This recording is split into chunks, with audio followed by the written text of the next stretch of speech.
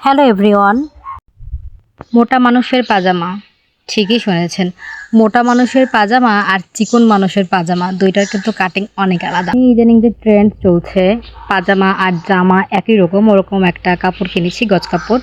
তো এটা দিয়ে চিন্তা করলাম যেহেতু আমি অনেক মোটা, আমার পাজামা কিভাবে কাটিং করি সেটা আপনাদের সাথে শেয়ার করব। তো প্রথমে আমি কুচকানো কাপড়টাকে একটু আয়রন করে নিলাম। এরপরে 4 ভাঁজ দিয়ে কাপড়টার বন্ধ পাশ আর খোলা পাশ সেখান থেকে আমি পাজামা কাটিং করে নিব। আমি পাজামার লম্বা পরি 39, তো কাপড়টাকে আমি নিয়েছি টোটাল 44, যেটাতে 5 ইঞ্চি পরিমাণ কাপড় বেশি আছে। এবার আমি পাজামাটা কাটিং করব। এর জন্য আমাকে প্রথমে হাইয়ের অংশটাকে মাপ দিতে হবে। হাইয়ের অংশটা আমি 16 ইঞ্চিতে একটি দাগ দিব। আমার হাই 16, কিন্তু আমি ওই জায়গা থেকে ফাইনাল দাগটা দিব না, আমি দাগ দিব গিয়ে 20 ইঞ্চিতে। এটাই হলো মোটা মানুষের পাজামা কাটিংয়ের একটা তফাৎ, কারণ আমি এখান থেকে কলিটা অ্যাড করব।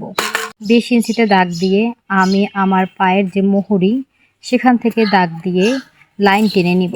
আমি আমার পাজামার মোহরি দিয়েছি 11 ইঞ্চি, এবং সেখান থেকে উপরে 20 ইঞ্চি যে দাগটা আছে সেখান পর্যন্ত আমি একটি সোজা দাগ দিয়ে নিব, এবং এতটুকু অংশই শুধুমাত্র আমি পাজামার জন্য কাটিং করে নিব।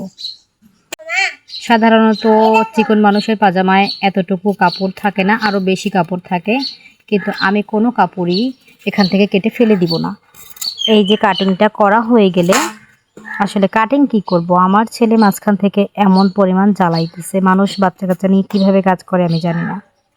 যাই হোক, এই কাপড়টুকু আমি কেটে নিচ্ছি। কাপড়টুকু কাটা হয়ে গেলে এই কাপড়টুকু দিয়েই আমরা কলি সেট করে নিব, এবং কলিটা হবে সেই 20 ইঞ্চি বরাবর থেকে উপরের দিকে।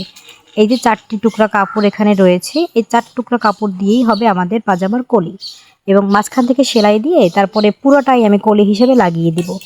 এবং আমি এটার একটি সেলাই ভিডিও অবশ্যই আপলোড করব। তোমরা যদি দেখতে চাও অবশ্যই একটি লাইক দিয়ে কমেন্ট করে পাশে থাকবে। আল্লাহ হাফেজ।